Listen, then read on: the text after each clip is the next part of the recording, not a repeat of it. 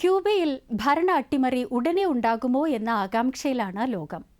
അട്ടിമറിക്കുള്ള കരുക്കൾ America നീക്കുന്നതായാണ് അന്താരാഷ്ട്ര മാധ്യമങ്ങളുടെ report.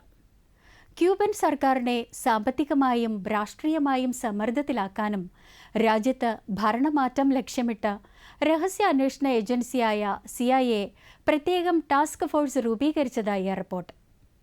US president Donald ട്രംപിന്റെ നിർദ്ദേശപ്രകാരമാണ് ഫോഴ്സിന് രൂപം കൊടുത്തതെന്നും റിപ്പോർട്ട്. അമേരിക്കൻ താൽപ്പര്യങ്ങൾക്ക് വഴങ്ങുന്ന നേതാക്കളെ അധികാരത്തിലെത്തിക്കാനും ട്രംപിന്റെ നീക്കം. ചരിത്രത്തിലെ ഏറ്റവും കടുത്ത സാമ്പത്തിക പ്രതിസന്ധികളിലൂടെ കടന്നുപോകുന്ന ക്യൂബയ്ക്ക് ട്രംപിന്റെ തന്ത്രങ്ങളെ അതിജീവിക്കാനാകുമോ?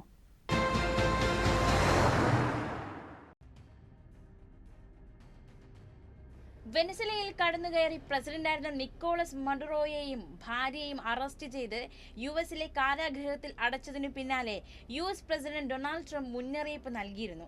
തങ്ങളുടെ അടുത്ത ലക്ഷ്യം ക്യൂബയാണെന്ന്. കമ്മ്യൂണിസ്റ്റ് ഭരണം അവസാനിപ്പിക്കാൻ ക്യൂബൻ ഭരണകൂടത്തിനുള്ളിൽ നിന്ന് തന്നെ ആൾക്കാരെ കണ്ടെത്താൻ US ശ്രമം നടത്തിയിരുന്നുവെന്ന റിപ്പോർട്ടും പിന്നാലെ വന്നു.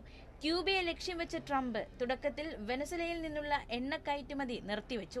സാമ്പത്തിക പ്രതിസന്ധി നേരിടുന്നതിനിടെ എണ്ണ ഇറക്കുമതി നിർത്തലാക്കിയതോടെ ക്യൂബ കൂടുതൽ തളർന്നു. ക്യൂബയ്ക്ക് എണ്ണ നൽകിയാൽ ഉപരോധം ഏർപ്പെടുത്തുമെന്ന ട്രംപിന്റെ ഭീഷണിയെ തുടർന്ന് മിക്ക രാജ്യങ്ങളും അവരുമായി നയതന്ത്ര ബന്ധം പോലും അവസാനിപ്പിച്ചിരുന്നു. ഏകദേശം 7 നൂറ്റാണ്ടുകൾ കരീബിയൻ ദ്വീപ് ഭരിച്ചിരുന്ന കമ്മ്യൂണിസ്റ്റ് സർക്കാരിനെ താഴെ ഇറക്കുന്നതിന് US ശക്തമായ പദ്ധതികൾ തയ്യാറാക്കുന്നു എന്നാണ് നിരീക്ഷകർ വെളിപ്പെടുത്തുന്നത്. ഈ സാഹചര്യത്തിലാണ് ക്യൂബയെ നിരീക്ഷിക്കാൻ അമേരിക്കൻ ഇന്റലിജൻസ് ഏജൻസിയായ CIA പ്രത്യേക ടാസ്ക് ഫോഴ്സ് രൂപീകരിച്ചതായി അന്താരാഷ്ട്ര മാധ്യമങ്ങൾ റിപ്പോർട്ട് ചെയ്യുന്നത്. ക്യൂബൻ ഭരണകൂടത്തെ സാമ്പത്തികമായും രാഷ്ട്രീയമായും സമ്മർദ്ദത്തിലാക്കാനും ഭരണമാറ്റം കൊണ്ടുവരാനുമാണ് ടാസ്ക് ഫോഴ്സിന്റെ ലക്ഷ്യം. ടാസ്ക് ഫോഴ്സ് രൂപീകരണം പ്രസിഡന്റ് ഡൊണാൾഡ് ട്രംപിന്റെ പ്രത്യേക നിർദ്ദേശപ്രകാരമാണെന്നും മാധ്യമ റിപ്പോർട്ടിൽ പറയുന്നു. ക്യൂബയാണ് അടുത്ത ലക്ഷ്യമെന്നും അവിടെ വിപ്ലവകരമായ മാറ്റങ്ങൾ കൊണ്ടുവരികയാണ് ലക്ഷ്യമെന്നും ട്രംപ് പലകുറി ആവർത്തിച്ചിട്ടുള്ളതാണ്. അമേരിക്ക ആഗ്രഹിക്കുന്ന രാഷ്ട്രീയ സാമ്പത്തിക നേതൃമാറ്റങ്ങൾ നടപ്പിലാക്കുന്നതിനായി ഒരു ഏകീകൃത ഇന്റലിജൻസ് രഹസ്യ പ്രചാരണം സംഘടിപ്പിക്കുകയാണ് ടാസ്ക് ഫോഴ്സിന്റെ പ്രധാന ലക്ഷ്യം. ക്യൂബൻ ഭരണകൂടത്തിലെ ഭിന്നതകൾ കണ്ടെത്തി മുതലെടുക്കുക എന്നത് ഈ ടാസ്ക് ഫോഴ്സിന്റെ പ്രധാന തന്ത്രമാണെന്ന് അമേരിക്കൻ മാധ്യമങ്ങളുടെ റിപ്പോർട്ടിൽ പറയുന്നു. US വിരുദ്ധരായ നേതാക്കളെ മാറ്റി പകരം തങ്ങളുടെ ഇംഗിതങ്ങൾക്ക് വഴങ്ങുന്നവരെ ഭരണതലപ്പത്തും മറ്റും കൊണ്ടുവരികയാണ് ലക്ഷ്യം. ചാരന്മാരെ റിക്രൂട്ട് ചെയ്യുന്ന ഓഫീസർമാർ, ഇന്റലിജൻസ് അനലിസ്റ്റുകൾ, സൈബർ ഓപ്പറേഷൻ വിദഗ്ധർ, രഹസ്യ പ്രവർത്തനങ്ങളിൽ വൈദഗ്ധ്യമുള്ളവർ തുടങ്ങിയവരെ ഉൾപ്പെടുത്തിയാണ് ടാസ്ക് ഫോഴ്സ് രൂപീകരിച്ചിരിക്കുന്നത്. ചൈന, റഷ്യ, ഇറാൻ എന്നിവയ്ക്കൊപ്പം പ്രയോറിറ്റി 1 ലിസ്റ്റിലാണ് ക്യൂബയെയും അമേരിക്ക ഇപ്പോൾ ഉൾപ്പെടുത്തിയിരിക്കുന്നത്. ഇതേ തുടർന്ന് ഉപഗ്രഹങ്ങൾ വഴിയുള്ള നിരീക്ഷണവും NSA പോലുള്ള ഏജൻസികളുടെ ഇടപെടലുകളും ക്യൂബയിൽ ശക്തമാണ്. ക്യൂബൻ നേതാക്കളുടെ രഹസ്യ പണമിടപാടുകളും ബിസിനസ് രഹസ്യങ്ങളും കണ്ടെത്തി അവ പരസ്യപ്പെടുത്തുന്നത് വഴി ഭരണകൂടത്തിനെതിരെ ജനവികാരമിളക്കിവിടാൻ CIA പദ്ധതിയിടുന്നു. സൈനിക നടപടികൾക്കുള്ള സാധ്യതകൾ പരിശോധിക്കുന്നതിനായി ക്യൂബയുടെ സൈനിക ശേഷിയെക്കുറിച്ചുള്ള വിവരങ്ങളും അമേരിക്ക ശേഖരിക്കുന്നുണ്ട്.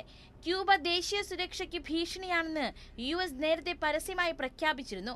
റഷ്യൻ, ചൈനീസ് ആയുധങ്ങൾ ക്യൂബൻ സർക്കാരിന്റെ കൈവശമുണ്ടെന്നും മേഖലയിലെ ഭീകരവാദത്തിന്റെ മുൻനിര സ്പോൺസർമാരിൽ ഒന്നാണ് ക്യൂബയെന്നും US നേരത്തെ കുറ്റപ്പെടുത്തിയിരുന്നു. 1960 രൂപീകരിച്ച സമാനമായ ടാസ്ക് ഫോഴ്സാണ് ബേ ഓഫ് പിഗ്സ് എന്ന പേരിൽ അറിയപ്പെടുന്ന അമേരിക്കയുടെ ക്യൂബൻ അധിനിവേശത്തിന് നേതൃത്വം നൽകിയത്. എന്നാൽ ആ ദൗത്യം പരാജയത്തിൽ കലാശിച്ചു. അന്നത്തേതിൽ നിന്ന് വ്യത്യസ്തമായി പുതിയ ദൗത്യത്തിൽ ക്യൂബൻ പങ്കാളികൾ ആരുമില്ലെന്നും മാരകമായ ആക്രമണങ്ങൾക്ക് ഇതുവരെ അനുമതിയില്ലെന്നുമാണ് റിപ്പോർട്ടുകൾ പറയുന്നത്. അതേസമയം അമേരിക്കയുടെ ക്യൂബൻ ടാസ്ക് ഫോഴ്സ് അട്ടിമറിക്കാനുള്ള ശ്രമമാണെന്ന് ക്യൂബൻ ഉപവിദേശകാര്യമന്ത്രി കാർലോസ് ഫെർണാണ്ടസ് ഡി കോസിയോ പ്രതികരിച്ചു. ചാരവൃത്തിയും രാജ്യത്തെ അസ്ഥിരപ്പെടുത്തുകയുമാണ് അമേരിക്കയുടെ ലക്ഷ്യമെന്നും സ്വയം പ്രതിരോധിക്കാനുള്ള ക്യൂബയുടെ അവകാശത്തെ ഭീഷണിയായി ചിത്രീകരിക്കുന്നത് ധിക്കാരമാണെന്നും അദ്ദേഹം പറഞ്ഞു. ജനങ്ങളെ ശ്വാസം മുട്ടിച്ച് രാജ്യത്ത് സാമൂഹിക സംഘർഷം ഉണ്ടാക്കാനാണ് അമേരിക്ക ശ്രമിക്കുന്നതെന്ന് ക്യൂബൻ പ്രസിഡന്റ് മിഗുവൽ ഡിയാസ് കാനൽ പറഞ്ഞു. അമേരിക്കൻ ഉപരോധം മൂലം വിദ്യാഭ്യാസം, ഗതാഗതം, ആരോഗ്യം തുടങ്ങിയ അവശ്യ സേവനങ്ങളെല്ലാം ക്യൂബയിൽ താറുമാറായിരിക്കുകയാണെന്നും അദ്ദേഹം പറഞ്ഞു. അമേരിക്കൻ മണ്ണിൽ നിന്ന് കേവലം 90 മൈൽ മാത്രം അകലെയുള്ള ക്യൂബയെ ചാരപ്രവർത്തനങ്ങൾക്കും ഭീകരപ്രവർത്തനങ്ങൾക്കുമുള്ള താവളമാക്കി മാറ്റാൻ കമ്മ്യൂണിസ്റ്റ് ഭരണകൂടം അനുവദിച്ചിരിക്കുന്നുവെന്നാണ് യുഎസിന്റെ പ്രധാന ആരോപണം. രാജ്യത്തെ ജനങ്ങൾ പട്ടിണിയും ചികിത്സാ സൗകര്യങ്ങളുടെ കുറവും വൈദ്യുതി പ്രതിസന്ധിയും നേരിടുമ്പോൾ ഭരണകൂടം നയിക്കുന്നവർ അനധികൃതമായി സമ്പാദിക്കുന്ന കോടിക്കണക്കിന് ഡോളർ വിദേശ ബാങ്ക് അക്കൗണ്ടുകളിലേക്ക് മാറ്റുന്നുവെന്നും ട്രംപ് ഭരണകൂടം ആരോപിക്കുന്നു. ക്യൂബൻ സമ്പദ് വ്യവസ്ഥയുടെ നട്ടെല്ലും സൈനിക നിയന്ത്രണത്തിലുള്ളതുമായ ഗാസ എന്ന വമ്പൻ കമ്പനി ഉൾപ്പെടെ പ്രമുഖ വ്യവസായ സ്ഥാപനങ്ങൾക്കും വ്യക്തികൾക്കും ഉപരോധം ഏർപ്പെടുത്തിയിരിക്കുകയാണ് യുഎസ്. ഗാസ പോലുള്ള സ്ഥാപനങ്ങൾ വഴി ഏകദേശം $20 ബില്യൺ അനധികൃത ആസ്തികൾ ഭരണകൂടം നിയന്ത്രിക്കുന്നുണ്ടെന്നാണ് റിപ്പോർട്ട്. ജനങ്ങളുടെ ക്ഷേമത്തിന് പകരം അഴിമതിക്കാരായ ഭരണവർഗത്തിന്റെ ലാഭത്തിനു വേണ്ടിയാണ് ഗാസ പോലുള്ള കമ്പനികൾ പ്രവർത്തിക്കുന്നതെന്നാണ് യുഎസ് സർക്കാരിന്റെ കുറ്റപ്പെടുത്തൽ.